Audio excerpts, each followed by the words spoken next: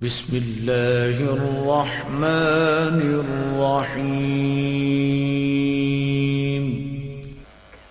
کہ ہمارا جو بنیادی علمی نظریہ ہے وہ توحید ہے، اور اس پر جو نظام ہے وہ نظام ولایت ہے۔ یہ بات ہماری نصابی کتابوں میں ہونا چاہیے۔ پولیٹیکل سائنس کی وہ کتابیں جو یونیورسٹیز میں پڑھائی جا رہی ہیں، اس میں تھیوری آف گورننس میں سب کچھ پڑھایا جاتا ہے۔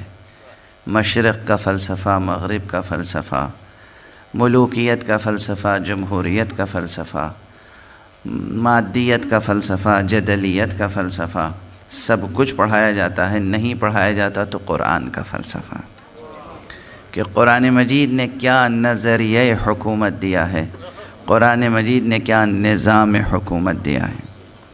آخر ایک مسلمان بچے کا یہ حق ہے یا نہیں کہ وہ دریافت کرے کہ قرآنی نظریہ حکومت کیا ہے، قرآنی نظام حکومت کیا ہے۔ یہ ہمیں معلوم ہونا چاہیے یا معلوم نہیں ہونا چاہیے۔ یہ جملے مکرر عرض کر رہا ہوں، میں نے کراچی میں بھی عرض کیا تھا، ملتان میں بھی عرض کیا تھا، یہاں بھی آپ کو متوجہ کرتا چلوں، کیونکہ یہ ہمارے زندگی کے بنیادی مسائل میں سے ہے۔ یونائٹڈ نیشنز کا چارٹر آف ہیومن رائٹس جس زمانے سے تالیف ہوا ہے، اس زمانے سے لے کے اب تک اس پہ بڑا زور دیا جاتا ہے۔ ایک زمانے میں یہ تھا کہ ہر ملک میں نظام تعلیم میں اس کو شامل کیا جائے، جوانوں کو، بچوں کو، بوڑھوں کو، عورتوں کو، مردوں کو، سب کو بتایا جائے کہ ان کے بنیادی حقوق کیا ہیں، ان میں اویئرنیس پیدا کی جائے، ان میں بیداری پیدا کی جائے کہ انسان کے بنیادی حقوق کیا ہیں، بنیادی بشری حقوق کیا ہیں، بچوں کے حقوق کیا ہیں، بوڑھوں کے حقوق کیا ہیں، عورتوں کے حقوق کیا ہیں، مردوں کے حقوق کیا ہیں، انسانی حقوق کیا ہیں، آزادی بنیادی حق ہے، حریت بنیادی حق ہے، وغیرہ وغیرہ۔ ہر مسلمان بچے کا کیا یہ بنیادی حق نہیں ہے کہ وہ یہ جانے کہ قرآن مجید نے کیا نظریہ حکومت پیش کیا ہے؟ کیا ہر مسلمان بچے کا یہ بنیادی حق نہیں ہے کہ وہ یہ سوال کرے اور یہ جانے، اسے یہ معلوم ہو کہ قرآن کا نظام حکومت کیا ہے؟ قرآن مجید کا نظریہ حکومت، قرآن مجید کا نظام حکومت نظام ولایت ہے، نظریہ ولایت ہے۔ اسے ہماری نصابی کتابوں میں ہونا چاہیے، اور اس موضوع پر جس کا جب جی چاہے مجھ سے چاہے مناظرہ کر لے، چاہے مباہلہ کر لے۔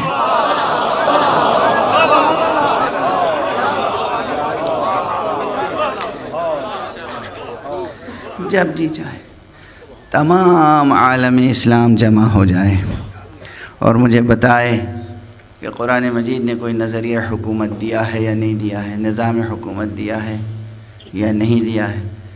اس مرتبہ کراچی میں گفتگو تھی، طبیعت ساتھ نہیں دے رہی ہے تو میں دھیرے دھیرے گفتگو آگے بڑھا رہا ہوں۔ کراچی میں ایک سیمینار تھا اسی سفر میں، اور اس کا عنوان ہی یہی تھا کہ اسلام کا نظریہ حکومت، اسلام کی تھیوری گورننس کی کیا ہے۔ مجھ سے پہلے جو صاحب کنڈکٹ کر رہے تھے، آپ کے ملک کے بہت مشہور صحافی ہیں، ٹیلی ویژن پہ بھی آتے ہیں، انہوں نے تمہید میں یہ کہا کہ ہمیں قرآن مجید کی کسی آیت میں کوئی نظریہ حکومت نظر نہیں آتا۔ ظاہر ہے گفتگو مجھے کرنی تھی، اس کے بعد میں نے جو جملہ کہا وہ یہی تھا کہ جناب موصوف نے جو کچھ کہا ہے، بچپن سے جو سنتے آئے ہیں وہی تو کہیں گے۔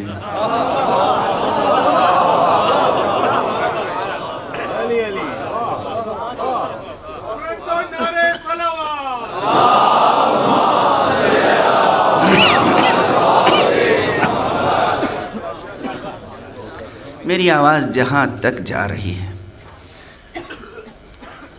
بڑے بوڑھے بچے مرد عورت سب سن رہے ہیں، میں بہت ہی آہستہ گفتگو کر رہا ہوں، آپ بھی آہستہ داد دیجیے گا تاکہ میری آواز آپ کی داد میں گم نہ ہو جائے۔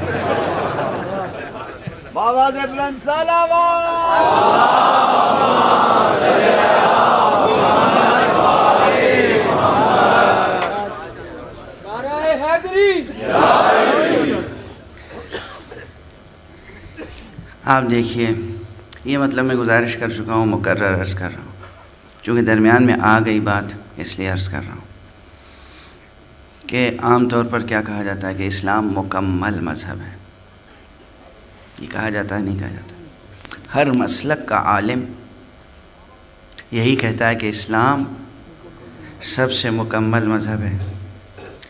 جتنے بھی مسلک ہیں، 72 مسلک ہوں، 73 مسلک ہوں، 70 مسلک ہوں، جتنے بھی مسلک ہوں، ہر مسلک کا عالم دین اور ہر مسلک سے تعلق رکھنے والا اسلام پسند دانشور یہ کہتا ہوا نظر آتا ہے کہ اسلام سب سے مکمل دین ہے، سب سے مکمل مذہب ہے.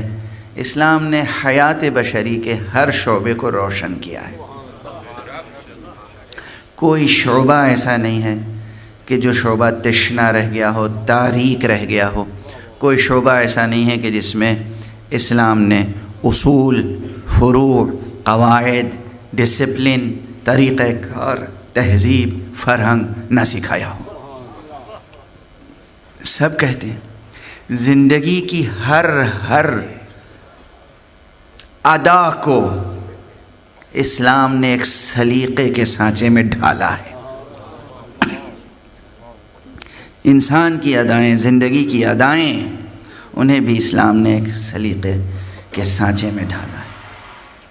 قدم قدم کی تہذیب سکھائی ہے. ہم حمام جاتے ہیں تو حمام جانے کے آداب کیا ہیں، ہم سوتے ہیں تو خوابگاہ میں جانے کے آداب کیا ہیں، ہم مسجد میں جاتے ہیں تو مسجد میں جانے کے آداب کیا ہیں. ہے یا نہیں کتاب؟ بیت الخلاء میں جائیں تو پہلے بایاں پاؤں رکھیں اور بیت الخلاء سے نکلیں تو پہلے داہنا پاؤں باہر نکالیں. مسجد میں جائیں تو پہلے داہنا پاؤں مسجد میں رکھیں، مسجد سے نکلیں تو پہلے بایاں پاؤں مسجد سے باہر نکالیں. سوئیں تو اس طرح سوئیں. بیت الخلاء میں جاتے وقت یہ دعا پڑھیں، مسجد میں جاتے وقت یہ دعا پڑھیں، سوتے وقت یہ دعا پڑھیں، سو کے اٹھیں تو یہ دعا پڑھیں. سونے کے، جاگنے کے، اٹھنے کے، بیٹھنے کے، دسترخوان کے، کھانے کے، پینے کے ہر طرح کے آداب اسلام نے تعلیم فرمائے ہیں. زندگی کا کوئی شعبہ کوئی شعبہ اسلام نے چھوڑا ہے، فقہ کی کتابوں میں چھوٹا ہے. وہ اسلام جو زندگی کی چھوٹی بڑی ہر بات پہ روشنی ڈال رہا ہے، اس نے یہ نہیں بتایا کہ انسان حکومت کیسے قائم کرے.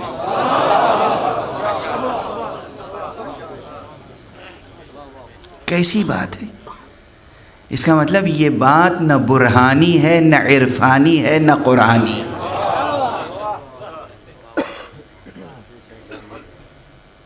ہر چیز پر اسلام نے روشنی ڈالی.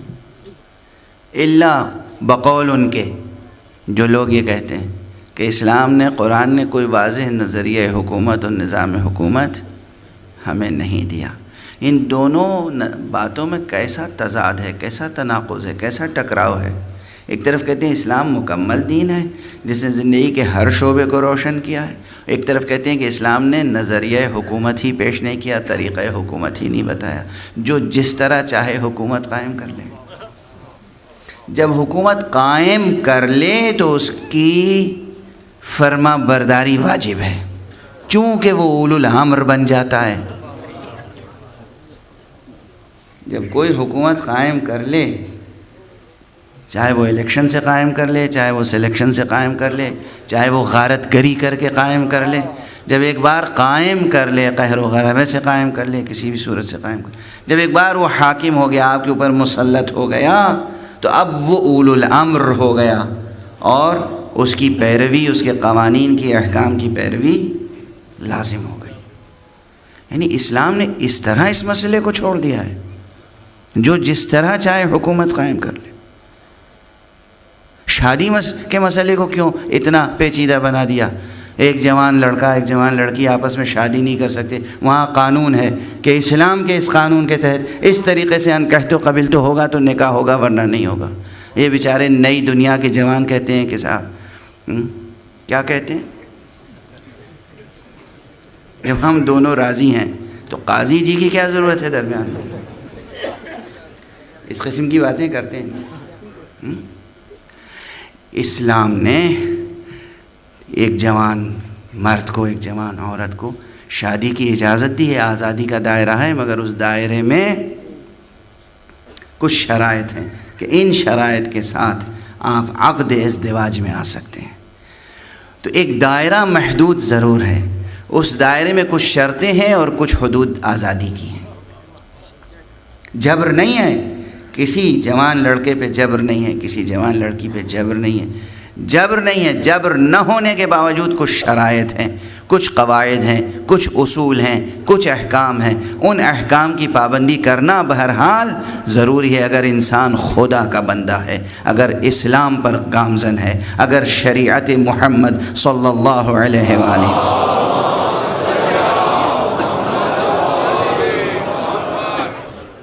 واضح ہے۔ شادی کا مسئلہ شریعت نے روشن کیا، ولادت سے وفات تک کے تمام مسئلے شریعت نے روشن کیے، قرآن نے روشن کیے، الا حکومت کا مسئلہ۔ یہ بات درست نہیں ہے، کوئی صحیح الفکر انسان اسے قبول نہیں کر سکتا۔ ماننا پڑے گا کہ قرآن مجید نے کوئی نظریہ حکومت دیا ہے، قرآن مجید نے کوئی نظام حکومت دیا ہے۔ البتہ وہ نظریہ حکومت اور نظام حکومت چونکہ بہت سے افراد کی طبیعتوں کے لیے قابل قبول نہیں ہے، اس لیے وہ انکار کرتے ہیں اور کہتے ہیں کہ قرآن نے کوئی نظریہ حکومت پیش نہیں کیا، قرآن نے کوئی نظام حکومت پیش نہیں کیا، اور جو نظام و نظریہ خود بنائے بیٹھے ہیں وہ اس لائق نہیں ہے کہ اسے قرآن کی طرف منسوب کر سکیں۔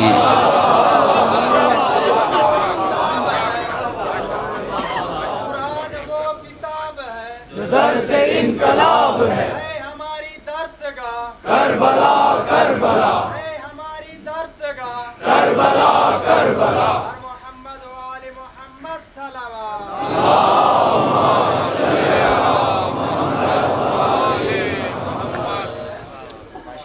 جو قرآن کا نظریہ ہے وہ ان کے لیے قابل قبول نہیں، جو ان کا نظریہ ہے وہ اس قابل نہیں کہ خود قرآن کی طرف منسوب کر سکے۔ دیکھیے نا، ایک واضح نظریہ تو ہونا ہی چاہیے۔ چھوٹی چھوٹی مثالیں میں دے دوں، اب اسی رخ پہ گفتگو آ گئی ہے تو یہی بات پوری کر دوں کسی حد تک۔ کلی اعتبار سے کوئی مسئلہ طے ہونا چاہیے، اس میں جزئی اختلافات کی گنجائش ہوتی ہے۔ مثلا نماز واجب ہے، اس میں کوئی اختلاف نہیں ہے مسلمانوں میں۔ نماز کے لیے وضو واجب ہے، اس میں کوئی اختلاف نہیں۔ وضو کے لیے اب جزئی اختلاف ہے کہ پاؤں دھویا جائے یا پاؤں پہ مسح کیا جائے، سر پہ مسح کیا جائے تو پورے سر پہ مسح کیا جائے یا تھوڑے سے حصے پہ بھی، سر کے تھوڑے سے حصے پہ بھی مسح کر لیا جائے تو مسح ہو جائے گا۔ یہ جزئی اختلافات ہیں، کلی طور پر اس میں اختلاف نہیں ہے کہ وضو نماز کے لیے ضروری ہے، طہارت نماز کے لیے ضروری، اس میں کوئی اختلاف نہیں ہے، جزئی اختلافات ہیں۔ جناب حجت الاسلام والمسلمین مولانا منظور عابدی صاحب تشریف فرما ہے، خود فاضل جلیل ہیں اور ان کے برادر بزرگ تو بہرحال مرجع تقلید ہیں۔ آپ تمام حضرات پر خصوصیت کے ساتھ لاہور کے مومنین اور پاکستان کے مومنین کے لیے تو میں سمجھتا ہوں کہ انہی کی تقلید متعین ہے، آپ کو انہی کی تقلید کرنی چاہیے۔ مرجع تقلید ہیں، مجتہد مبتکر ہیں، انہوں نے اصول فقہ میں اور فقہ میں جو نظریات پیش کیے ہیں مجتہدانہ، وہ اپنی جگہ پر مسلم ہیں اور صدیوں حوزہ علمیہ میں اس کی بازگشت سنائی دے گی۔ یہ علماء جانتے ہیں کہ کس طریقے سے مسائل کو قرآن مجید پیش کرتا ہے۔ قرآن مجید نے نظریہ حکومت کو پیش کیا ہے، ایسا نہیں کہ نہیں پیش کیا ہے، نظام حکومت کو پیش کیا ہے، نظریہ حکومت کو پیش کیا ہے۔ مشکل مسلمان کی یہ ہے کہ وہ اس نظریے کو قبول نہیں کرتا، ورنہ جیسے میں نے مثال دی تیمم کی، طہارت کی، نماز کی، کلی طور پر ایک چیز تو لازم واجب ہو، ایک نظریہ تو ہو کہ ہاں طہارت واجب ہے۔ اب طہارت میں جزئی اختلافات، نماز واجب ہے، اب اختلاف یہ ہے کہ نماز میں حضرت امام مالک کہتے ہیں کہ ہاتھ کھول کر نماز پڑھی جائے، حضرت امام ابو حنیفہ کہتے ہیں کہ ہاتھ باندھ کر نماز پڑھی جائے۔ یہ حضرت امام مالک اور حضرت امام ابو حنیفہ کا درمیان اختلاف، جزئی اختلاف ہے، اس میں اختلاف نہیں ہے کہ آیا واقع نماز بھی واجب ہے کہ نہیں۔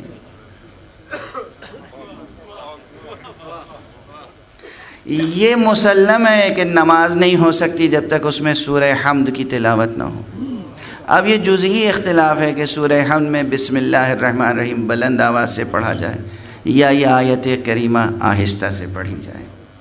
یہ جزئی اختلاف ہے، بسم اللہ الرحمن الرحیم یہ پہلی آیت بلند آواز سے پڑھی جائے یا یہ آیت آہستہ سے پڑھی جائے، لیکن اختلاف اس میں نہیں ہے کہ پڑھنا لازم ہے۔ اور فرمانے آپ تو جزئی اختلافات ممکن ہیں۔ نکاح میں فقہا نے جو دقیقہ سنجیاں کی، ایجاب کس کی طرف سے ہو، قبول کس کی طرف سے ہو۔ عام طور پہ ایجاب لڑکی کی طرف سے ہوتا ہے، لڑکی کا وکیل کہتا ہے انکحتو، لڑکے کا وکیل کہتا ہے قبلتو۔ بحث ہے فقہ میں، استدلالی بحث ہے کہ کیا یہی طریقہ درست ہے یا اس کے برعکس بھی درست ہو سکتا ہے۔ اگر لڑکے کی طرف سے کہا جائے انکحتو، لڑکی والا کہے قبلتو، تو درست ہے یا نہ درست ہے؟ بعض فقہا اسے درست جانتے ہیں۔ مثال لاتے ہیں سیرت کریمہ سے، سیرت طیبہ سے، رسول اللہ صلی اللہ علیہ وآلہ وسلم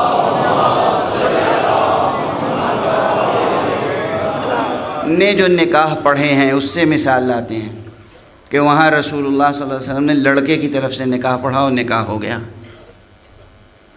خود رسول اللہ صلی اللہ علیہ وسلم۔ اب ہمارے یہاں کیسے رائج ہے، کیوں رائج ہے، یہ بحثیں جزئی ہیں۔ یہ طے ہے کہ ایجاب و قبول ضروری ہے، ایجاب و قبول ضروری ہے۔ اب ایجاب ادھر سے ہو قبول ادھر سے، یا ایجاب ادھر سے ہو قبول ادھر سے، ایجاب کی لفظیں کیا ہوں، قبول کی لفظیں کیا ہوں، ماضویت شرط ہے یا نہیں، یعنی صیغے کا ماضی میں ہونا شرط ہے یا نہیں، صیغے کا عربی میں ہونا شرط ہے یا نہیں، صیغہ کوئی عالم پڑھے یا خود بھی لڑکی لڑکے آپس میں صیغہ پڑھ سکتے ہیں۔ یہ سب جزئی اختلافات ہیں۔ اس میں اختلاف نہیں ہے کہ عقد ہونا ضروری ہے، دین خدا کے مطابق، کلمہ الہیہ کے مطابق، نظریہ توحید کے مطابق عقد ہونا ضروری۔ ہر زندگی کے مسئلے میں آپ دیکھیں گے کہ بنیادی طور پر نظریے پہ اتفاق ہے، بعد میں جزئیات میں اختلاف ہے۔ کم سے کم ایسا کچھ حکومت کے بارے میں تو ہو، آپ یہ تو بتائیں کہ اسلام کا نظریہ حکومت یہ ہے، اس کے بعد جزئیات میں اختلاف کرتے رہیے۔ کوئی ایک لفظ تو ہو، ایک نظریہ تو ہو زندگی کے ہر مسئلے میں۔ آپ کوئی واضح جواب رکھتے ہیں، اس مسئلے میں واضح جواب کیوں نہیں رکھتے؟ فرض کیجئے آپ کہیے کہ اسلام نے نظریہ جمہوریت پیش کیا ہے، اس کے بعد آپ شرطیں عائد کیجئے کہ مگر اسلامی جمہوریت یہ ہے کہ یہاں جو شخص بھی الیکشن میں کھڑا ہو وہ پڑھا لکھا ہونا چاہیے، کم سے کم گریجویٹ ہونا چاہیے یا نہیں ہونا چاہیے۔ جو بھی شرطیں آپ، جزئی اختلاف طے تو ہو کہ جمہوریت ہے، یا یہ طے ہو کہ ملوکیت ہے، یہ طے ہو کہ قریش سے ہوگا،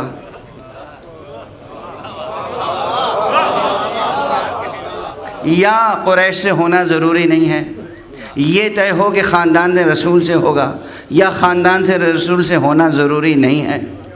کوئی ایک اصولی بات تو طے ہو جائے، واضح ہے۔ لیکن یہ کہہ کے نہیں گزرا جا سکتا کہ یہ قضیہ پرانا ہو گیا۔ کیا آج حکومت کی ضرورت نہیں ہے؟ کل حکومت کی ضرورت نہیں ہوگی؟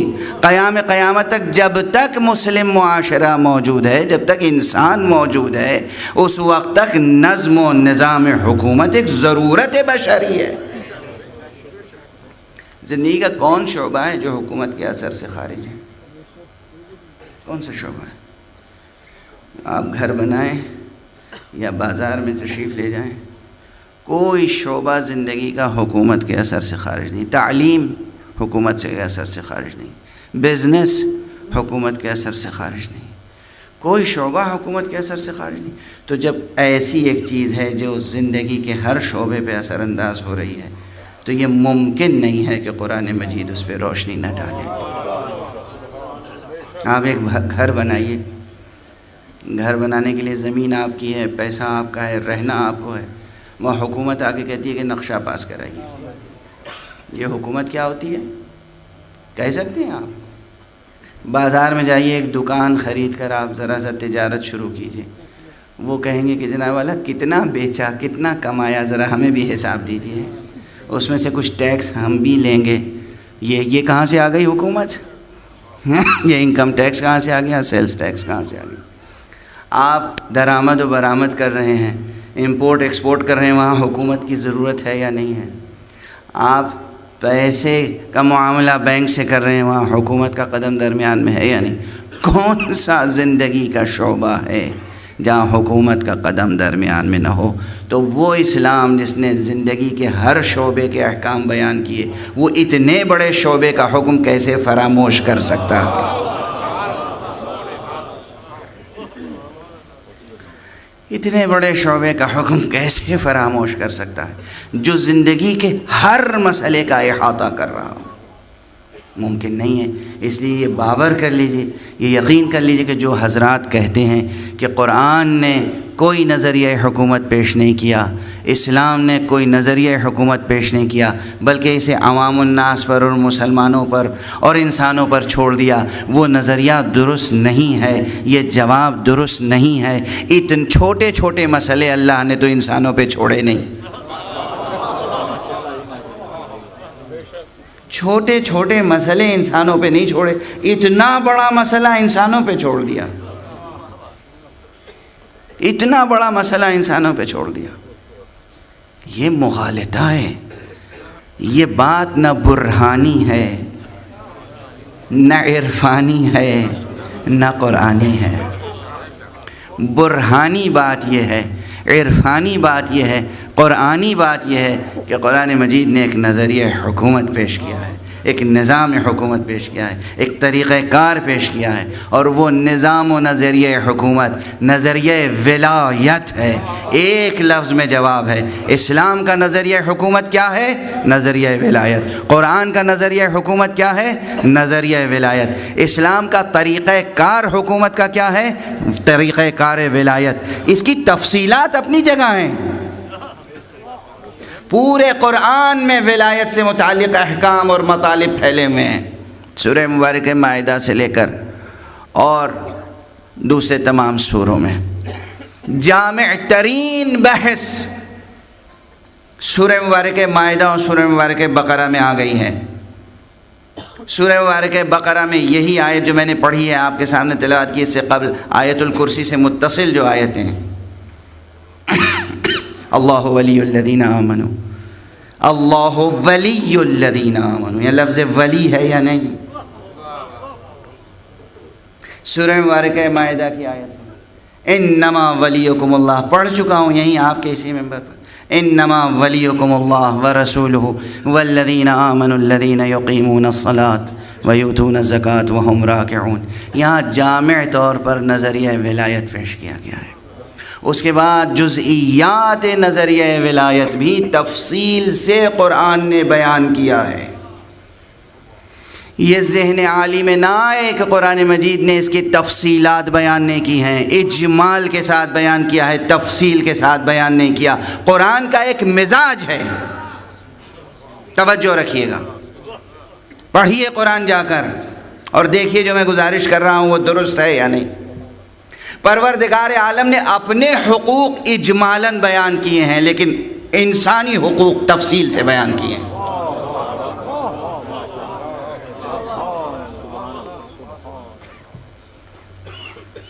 پڑھیے گا جا کر، دیکھیے گا۔ اور اس کی سب سے بڑی مثال، نمایاں ترین مثال، نمایاں ترین مثال، ایک صلوات پڑھ دیجیے۔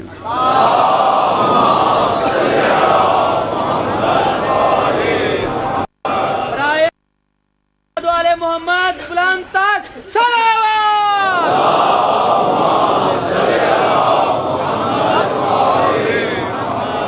صاحب کی صحت و سلامتی کے لیے بلند تر صلوات۔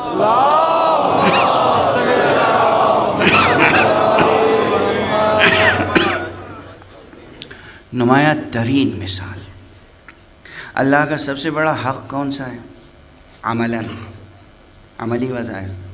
اقرار توحید کے بعد کلمہ لا الہ الا اللہ پڑھنے کے بعد سب سے بڑا حق اللہ کا کون سا ہے انسان پر؟ عملاً نماز سب سے بڑا ستون دین ہے، سب سے بڑا حق ہے نا۔ اس میں اسلام کے جتنے مسلک ہوں یا اسلام کے نام پر جتنے غیر اسلامی مسلک ہوں،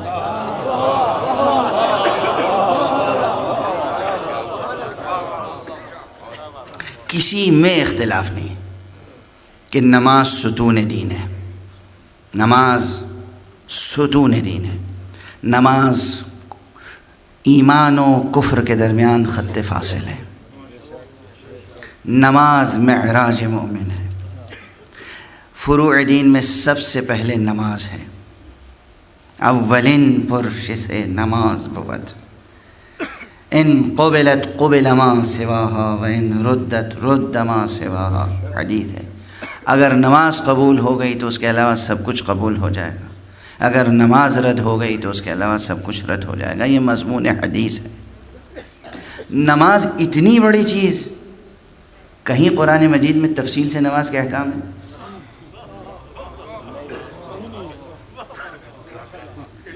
نہ اوقات نماز تفصیل سے ہیں، نہ رکعات نماز تفصیل سے ہیں۔ بتا دے کوئی 5 وقت کا ذکر کہاں ہے قرآن میں؟ فجر، ظہر، عصر، مغرب، عشاء ہے قرآن مجید میں بیان، جو ہر ایک کی سمجھ میں آ جائے؟ نہیں ہے مگر نہیں ہے، نہیں ہے مگر ہے، یہ ایک الگ مسئلہ ہے۔ قرآن مجید میں ہے، فقہا کا کام یہی ہے، قال اللہ قال رسول اللہ۔ ہم سے کوئی بحث کرے، پوچھے کہ نماز کے 5 وقت کا تذکرہ قرآن میں ہے یا نہیں، میں کہوں گا ہے، آیتیں بتاؤں گا، تفصیل بتاؤں گا، لیکن استدلال کرنا پڑے گا، توضیح کرنی پڑے گی، بیان کرنا پڑے گا، تعبیر، توجیہ، تفصیل، تفسیر، تعویل، استدلال، برہان، وضاحت، ان سب چیزوں کی ضرورت پڑے گی۔ اس طرح واضح طور پہ کیوں نہیں اللہ نے لکھ دیا کہ 5 وقت کی نماز تم پر واجب ہے، صبح، ظہر، عصر، مغرب، عشاء؟ یہ چھوٹا سا جملہ پورے قرآن میں کہیں ہے نہیں۔ صبح کی نماز 2 رکعت ہے، کہیں ہے قرآن میں لکھا ہوا؟ مغرب کی نماز 3 رکعت ہے، کہیں ہے قرآن مجید میں؟ عشاء کی نماز 4 رکعت ہے، کہیں ہے قرآن مجید؟ ظہر کی نماز 4 رکعت ہے، عصر کی نماز 4 رکعت ہے، کہیں نہیں ہے قرآن۔ اچھا، 1 رکعت نماز بھی کیسے پڑھی جائے؟ یہ جو تمام مسلمان متفق، دیکھیے جو لوگ کہتے ہیں نا اختلاف، افتراق، تفرقہ، یہ میرا جملہ پرانا بھی تھا، اب بھی ہے، ہمیشہ کہوں گا، مسلمانوں میں جتنا بھی تفرقہ ہو، دین میں کوئی تحریف و اختلاف نہیں ہے۔ متن دین خدا کا کرم ہے کہ محفوظ ہے، متن دین خدا کا کرم ہے کہ محفوظ ہے، ریاضت مصطفیٰ ہے کہ محفوظ ہے، قربانی اہل بیت مصطفیٰ ہے کہ محفوظ ہے۔ متن دین، اصل دین محفوظ ہے۔ ملت چاہے جتنے تفرقوں میں بٹ جائے، جتنے فرقوں میں بٹ جائے، 5 وقت کی نماز، ہر مسلک میں 5 وقت کی نماز ہے۔ رمضان المبارک کے روزے ہر مسلک میں، کوئی مسلک ایسا نہیں جو کہتا ہو کہ صاحب ہم محرم میں روزے رکھتے ہیں، رمضان میں روزے نہیں رکھتے، کوئی مذہب نہیں۔ عید کا روزہ حرام ہے تو ہر مسلک میں حرام ہے، رمضان کا روزہ واجب ہے تو ہر مسلک میں واجب ہے۔ واضح ہے نا یہ سب باتیں؟ حج ذی الحجہ میں ہوتا ہے، حج واجب ہے، ارکان دین میں سے، زکوٰۃ واجب ہے، ارکان دین میں سے، ضروریات دین کا منکر کافر ہے، ان تمام چیزوں پر سب متفق ہیں۔ نماز 5 وقت کی ہے، اس میں کوئی اختلاف نہیں ہے۔ صبح کی نماز 2 رکعت ہے، اس میں کوئی اختلاف نہیں ہے۔ تاریخ میں کبھی کسی بدمست نے اگر 4 رکعت پڑھا دی تو آج تک ملعون ہے۔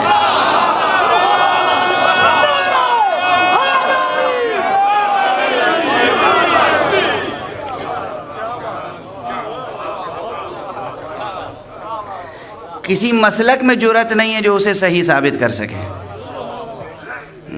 صبح کی نماز 2 رکعت ہے، 2 رکعت ہے، مغرب کی 3 رکعت ہے، 3 رکعت ہے، ظہر عصر اور عشاء کی 4 رکعتیں ہیں، 4 رکعتیں۔ پھر اجزاء نماز، تکبیرۃ الاحرام سے نماز شروع ہوتی ہے، نیت، تکبیرۃ الاحرام، اس کے بعد سورہ حمد کی تلاوت، اس کے بعد قرآن مجید کا کوئی چھوٹا سا سورہ، یا بعض مسلکوں میں 1 رکوع یا چند آیتوں کی تلاوت، اس کے بعد رکوع میں سبحان ربی العظیم و بحمدہ کہنا، پھر کھڑا ہونا، پھر سجدے میں جانا اور 2 سجدے کرنا، ہر سجدے میں سبحان ربی الاعلی و بحمدہ کہنا۔ یہ 1 رکعت نماز ہوئی، بعینے ایسی ہی دوسری رکعت ہوتی ہے، اس کے بعد تشہد ہے اور سلام۔ یہ 2 رکعت نماز کی ترکیب بیان کرنے میں قرآن مجید کے کئی الفاظ صرف ہوتے ہیں، کئی سطریں صرف ہوتی، کئی آیتوں کی ضرورت ہوتی۔ پورے قرآن مجید میں یہ جو محاورتاً کہا جاتا ہے کہ 6666 آیتیں ہیں، پورے قرآن مجید میں کہیں 2 رکعت نماز کی تفصیل پروردگار عالم نے یکجا نہیں لکھی وضاحت کے ساتھ۔ توجہ ہے؟ سب سے بڑا حق پروردگار کا جو مومن پر ہے، اسے اجمالاً کہہ کر اقیم الصلاۃ کہہ کر گزر گیا پروردگار، اقیم الصلاۃ کہہ کر گزر گیا۔ لیکن جہاں بندوں کے حقوق کا مسئلہ تھا، مثال دے دوں، میراث،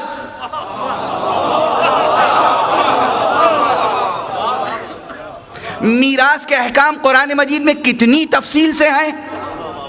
ماں باپ زندہ ہو تو ان کا کتنا حصہ ہے، ماں باپ نہ ہو تو کتنا حصہ ہے، صرف ماں ہو تو کتنا حصہ ہے، صرف باپ ہو تو کتنا حصہ ہے، کوئی نہ ہو صرف کلالہ ہو تو اس کا کتنا حصہ ہے، بھائی ہو تو کتنا ہے، بہن ہو تو کتنا ہے، بیٹے بیٹیاں، کتنی تفصیل سے تفصیل احکام ہیں وراثت کے۔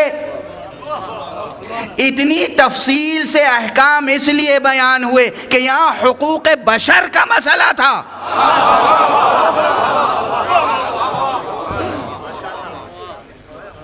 دوسری مثال، قرض لو دو تو کیا کرو؟ حضرت آدم سے لے کے آج تک لوگ قرض لے رہے ہیں اور دے رہے ہیں اور ہنس رہے ہیں اور گزر رہے ہیں۔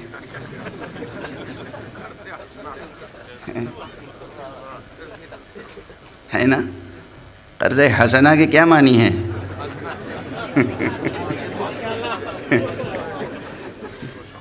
علی گڑھ کے شوخ یہ لطیفہ بیان کیا کرتے تھے کہ بھئی قرض حسنہ کے معنی ہے کہ قرض جب ضرورت پڑے تو لے لو اور جب قرض خواہ واپس مانگے تو ہنس دو۔ آپ ایسا نہ کیجیے گا، یہ علی گڑھ کے منچلوں کی شوخیاں ہیں۔ کب سے قرض انسان لے رہا ہے اور دے رہا ہے۔ رہن کے احکام قرآن مجید نے کس قدر تفصیل سے بیان کیے۔ اسی سورہ مبارکہ بقرہ کی طویل ترین آیت، قرآن مجید کی طویل ترین آیت، سوال ہے قرآن مجید کی طویل ترین آیت کس حکم میں ہے؟ اللہ کے حقوق کے بارے میں ہے یا بشر کے حقوق کے بارے میں؟ بشر کے حقوق کے بارے میں۔ اگر تم سفر میں ہو، کسی سے لین دین کرو تو پھر لکھو، گواہ قائم کرو، اس گواہ کے حقوق کیا ہیں، اس گواہ پر کیا فرض ہے، واجب ہے، تحریر لکھو، رہن چیز رکھو تو کیا کرو، یہ سب رہن لینا دینا، گواہ قائم کرنا، قرض کے احکام، وراثت کے احکام اتنی تفصیل سے پروردگار نے بیان کیے۔ اور نماز کا حکم بیان نہیں کیا، مزاج قرآن یہ سامنے آیا کہ پروردگار اپنے حقوق کے معاملے میں تو درگزر سے کام لے سکتا ہے، مگر بشری حقوق کے معاملے میں درگزر سے کام نہیں لے سکتا۔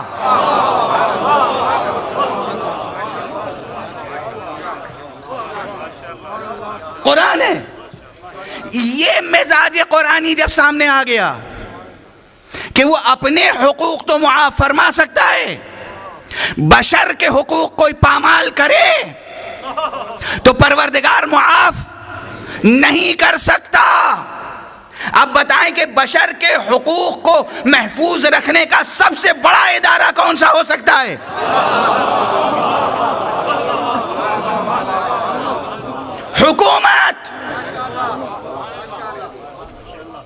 بشری حقوق کا تحفظ کیسے ممکن ہے؟ اگر حکومت مستحکم ہے تو بشری حقوق محفوظ رہیں گے، اگر حکومت مستحکم نہیں ہے تو بشری حقوق محفوظ نہیں رہیں گے۔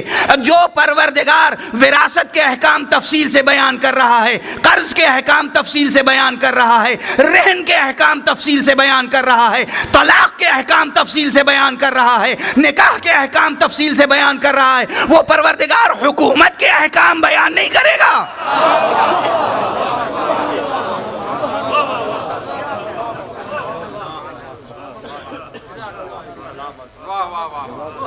1400 برس سے بحث چلی آ رہی ہے۔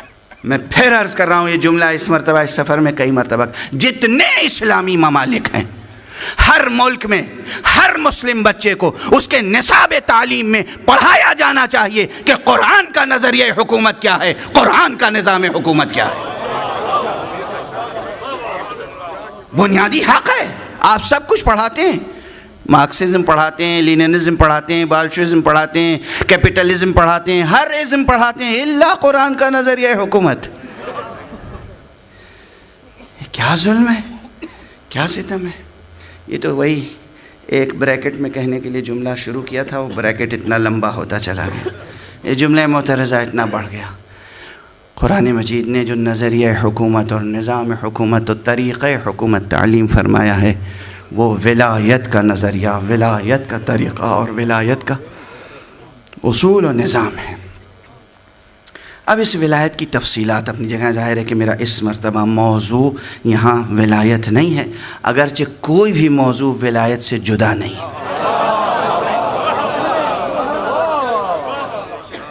ممکن نہیں ہے کوئی بھی زندگی سے متعلق موضوع چھیڑیے وہ ولایت سے جدا نہیں ہے، اس لیے کہ ولایت سب کا احاطہ کیے ہوئے ہے، سب کا احاطہ کیے ہوئے ہیں، اس لیے کہ یہی نظریہ حکومت ہے، اور حکومت پورے انسانی معاشرے اور پورے زندگی پر احاطہ کیے ہوئے۔ بہرحال یہ ایک درمیان میں بات آ گئی تھی تو میں نے عرض کر دی کہ قرآن مجید میں یہ آیت جو میں نے آپ کے سامنے تبرکاً اور تیمناً تلاوت کی ہے، ایک صلوات پڑھ دیجیے۔